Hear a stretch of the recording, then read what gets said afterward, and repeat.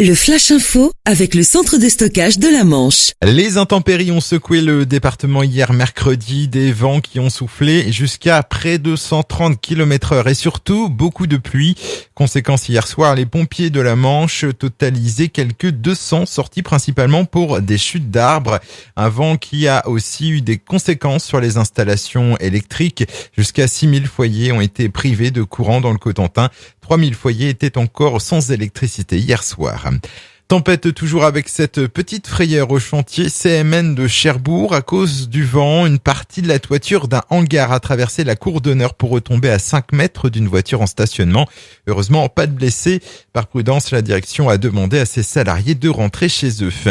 Et malgré une météo exécrable, plusieurs centaines de manifestants ont fait le déplacement place de la République à Cherbourg pour affirmer leur rejet catégorique de la loi de travail.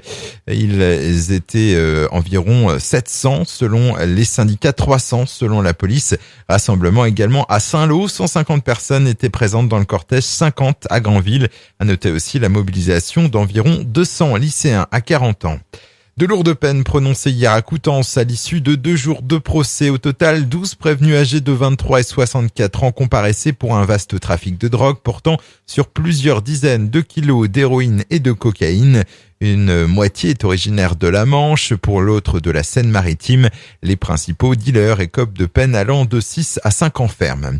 Et puis cette affaire révélée par le Canard enchaîné, selon le journal satirique, le chef des renseignements territoriaux de la Manche aurait été contrôlé en excès de vitesse à 143 km/h au lieu de 110. Il aurait ensuite refusé de signer le PV. Toujours selon le Canard enchaîné, sa hiérarchie aurait fait sauter la contravention. Le Flash Info vous a été présenté par Landra, centre de stockage de la Manche à Digoulville. Pour en savoir plus et visiter notre centre, 0810 120 172, coup d'un appel local.